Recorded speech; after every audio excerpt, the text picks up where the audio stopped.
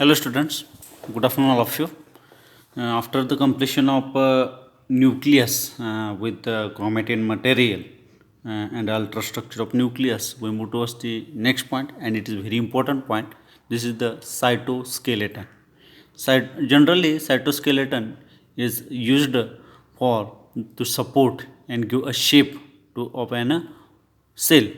म्हणजे काय सायटोस्केलेटन म्हणजे काय तर सायटोस्केलेटन हा काय आहे की सेलला एक सपोर्ट देण्याचं काम किंवा सेलला एक स्पेसिफिक साईज प्रोव्हाइड करण्याचं काम करत असतो. तर हा प्रत्येक सेलमध्ये असतो. जसं ह्युमन बॉडीमध्ये ह्युमन स्केलेटन असतो त्याच पद्धतीने प्रत्येक सेलमध्ये सायटोस्केलेटन असतो. ओके, तर त्या संदर्भात आज आपण चर्चा करणार आहोत. With advancement of light and electron microscopy scientist revealed presence of network of fibrils throughout the cytoplasm. म्हणजे काय जसजसं लाईट आणि इलेक्ट्रॉन मायक्रोस्कोप तयार झाले त्याच्यानंतर सायंटिस्टना असं लक्षात आलं, त्यांच्या ऑब्झर्वेशनमध्ये असं लक्षात आलं की जे सेल्स आहेत या सेलच्या सायटोप्लाझममध्ये काही फायब्रिल्स दिसतात. ओके, आणि त्या फायब्रिल्सनाच सायटोस्केलेटन असं नाव दिलं. It is called cytoskeleton. Cytoskeleton consist of microtubules. बघा इथं काय दिलेलं आहे. Cytoskeleton consist of microtubules, microfilaments and intermediate filaments. म्हणजे काय तर हा जो सायटोस्केलेटन आहे जो सायटोप्लाझममध्ये सेलच्या दिसून येतो फायब्रिल्स दिसणं, त्याच्यामध्ये काय काय असतात तर त्याच्यामध्ये मायक्रोट्युब्युल्स असतात, मायक्रोफिलामेंट्स असतात अँड इंटरमिडिएट फिलामेंट्ससुद्धा त्याच्यामध्ये असतात. आता हे मायक्रोट्युब्युल्स काय तर microtubules are made up of protein tubulin. Tubulin नावाच्या प्रोटीननं हे मायक्रोट्युब्युल्स तयार झालेले असतात. Microfilaments are made up of actin, आणि ह्या ॲक्टिननं तयार होणारे जे फायब्रिल्स आहेत त्यांना आपण मायक्रो फायब्रिल्स असं म्हणतो आहे. आणि intermediate filaments are compound of fibrous protein. म्हणजे काय तर हे जे काय सायटोस्केलेटन आहे जे सायटोप्लाझममध्ये प्रेझेंट आहे हे 3 कंपोनंटनी बनलेलं आहे की ज्याच्यामध्ये मायक्रोट्युब्युल, मायक्रोफिलामेंट आणि इंटरमिडिएट फिलामेंट्स आहेत, जे की रिस्पेक्टिवली ट्युब्युलिन, त्याच्यानंतर ॲक्टिन आणि फायब्रस प्रोटीन्स रिस्पेक्टिवली तयार होत असतात. ओके, तर cytoskeleton helps in maintenance of shape of cell. आता सेल म्हणजे काय तर हे सायटोस्केलेटनचं काय फंक्शन आहे तर जनरली हे सपोर्ट करण्याचं काम करतं सेलला, आणि त्याचबरोबर सेलचा जो शेप आहे ते मेंटेन करण्याचं हे काम करतं. Contraction of cell and mobility of cell and cell organelle changes in shape of the cells and cell division. आणि जसजसं सेल आपला शेप किंवा सेल डिव्हिजनच्या दरम्यान वेगळे शेप्स ऑक्युपाय करतात त्याच्यासाठी रिस्पॉन्सिबल कोण असेल तर त्याचं नाव आहे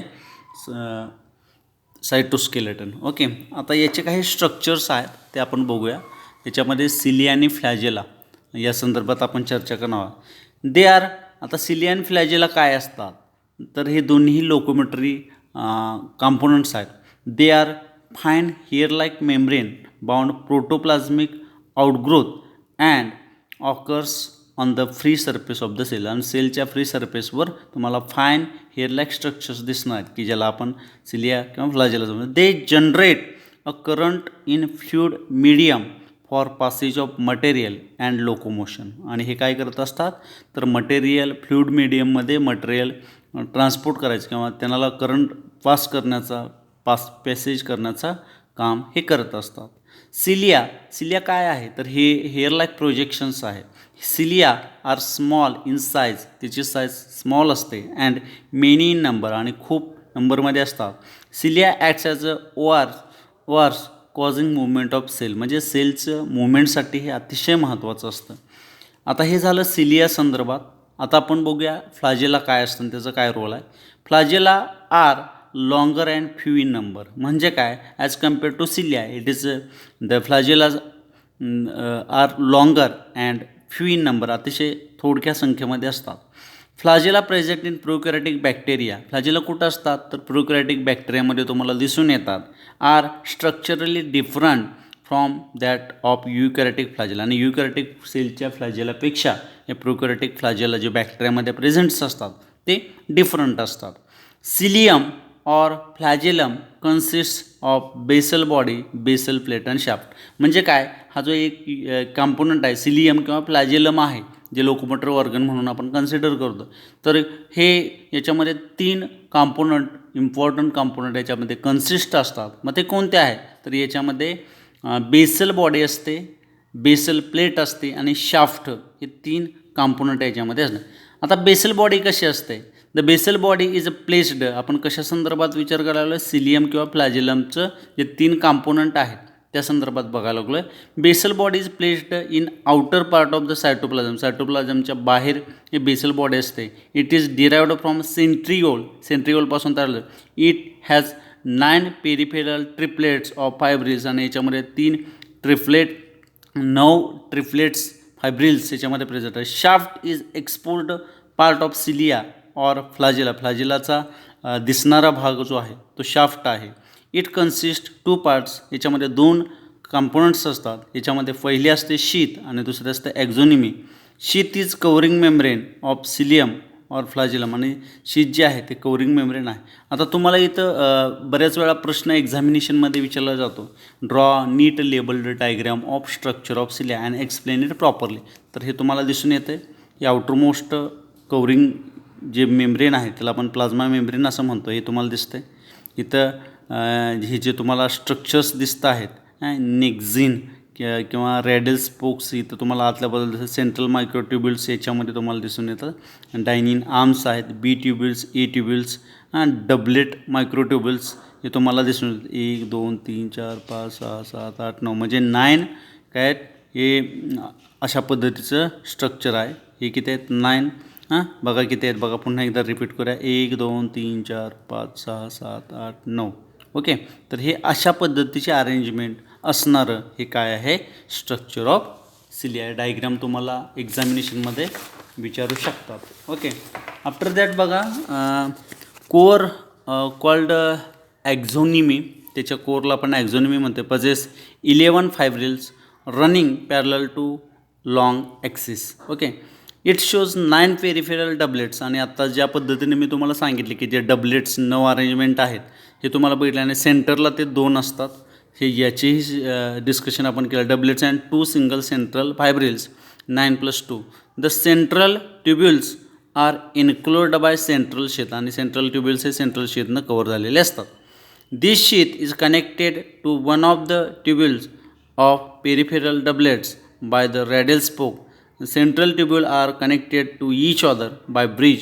Peripheral doublets are connected to each other by through the links of inter doublets bridge. म्हणजे काय, तर हे जे स्ट्रक्चर आहे, एक्सप्लेनेशन आहे, हे पूर्ण एक्सप्लेनेशन मी तुम्हाला स्ट्रक्चर ऑफ सिलिया संदर्भात सांगितलं. ओके, याच्यामध्ये तुम्हाला डबलेट्सची 9 संख्या दिसते, आणि हे सेंट्रलला 2 डबलेट्स आहेत, टोटली 11 आहेत. म्हणजेच 9 + 2 जे तुम्हाला जे एक्सप्लेनेशन दिलेलं आहे त्याचं हे प्रेझेंटेशन आहे. हे तुम्ही बघू शकता, याचं डायग्राम्स वगैरे ड्रॉ करू शकता. एक्झामिनेशनमध्ये बऱ्याच वेळा विचारली जाते. आणि हे सायटोस्केलेटन किंवा त्याचे जे स्ट्रक्चर्स आहेत या संदर्भात आपण चर्चा केली. तर त्याच्यानंतर आपण बघायचं आहे सेंट्रिओल्स आणि सेंट्रोसोम्स काय इन ब्रीफमध्ये दिलेलं आहे. It is the part of cytoskeleton. Cytoskeleton form करण्यासाठी हा अतिशय महत्त्वाचा कॉम्पोनंट असतो. त्याच्या डायग्राम्स वगैरे दिलेले आहेत. तर याच्यामध्ये स्ट्रक्चर ऑफ सेंट्रिओल दिलेले आहे. इथं तुम्हाला मायक्रो ट्युब्युल ट्रिपलेट दिसते, कनेक्टिंग फायबर्स आहेत.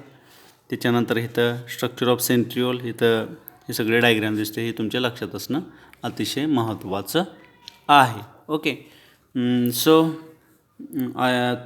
इथं आपला जो चॅप्टर आहे cell structure and their organisation इथं संपतो आहे. सगळे कॉम्पोनंट्स आपण व्यवस्थितरित्या काय केलेले आहेत, एक्सप्लेन केलेलं आहेत. व्यवस्थितरित्या आपण त्याचं डिस्कशन घेतलेलं आहे. आय होप तुमच्या लक्षात आलं असेल. तर हा चॅप्टर समजला असं समजतो, आणि काही डाऊट्स वगैरे असतील तर तुम्ही मला व्हॉट्सअपवर शेअर करू शकता. त्याचे प्रॉब्लेम्स सॉल्व केले जातील. ओके, तर या चॅप्टरमध्ये आपण काय काय बघितलं थोडक्यात आपण रिवाईज करूया आणि आपण पुढं जाऊया. याच्यामध्ये पहिल्यांदा हिस्ट्री ऑफ सेल बघितलं, टाईप्स ऑफ सेल्स बघितले. त्याच्यानंतर युकॅरियोटिक सेल काय असतं, प्रोकॅरियोटिक सेल काय असतं, त्याचे स्ट्रक्चर्स काय असतात या संदर्भात आपण चर्चा केली. त्याच्यानंतर युकॅरियोटिक सेल इन डिटेलमध्ये बघितलं. त्याच्यामध्ये कॉम्पोनंट्स ऑफ युकॅरियोटिक सेल की ज्याच्यामध्ये सेल वॉल बघितलं जे प्लॅन्ट सेलमध्ये प्रेझेंट असतं. प्लाझ्मा मेम्ब्रेन किंवा सेल मेम्ब्रेन किंवा बायोमेम्ब्रेन ते बघितलं. फ्लुइड मोझॅइक मॉडेल बघितलं. त्याच्यानंतर मग आपण एंडोप्लाझमिक रेटिक्युलम काय असतं, लायझोझोम्स काय असतात, गोल्गी ॲपॅरेटस काय असतं, न्यूक्लियस काय असतं, न्यूक्लिओसोम काय असतो आणि सायटोस्केलेटन, मायटोकॉन्ड्रिया, क्लोरोप्लास्ट ह्या सगळ्या कॉम्पोनंटची इन डिटेलमध्ये स्टडी केलेला आहे. हा चॅप्टर संपलेला आहे इथं. हा रीड करून घ्या व्यवस्थितरित्या आणि कोणत्याही प्रकारचे जर डाऊट्स असतील तर निश्चितपणे तुम्ही मला विचारू शकता. आपण इथं थांबूया. Thank you very much.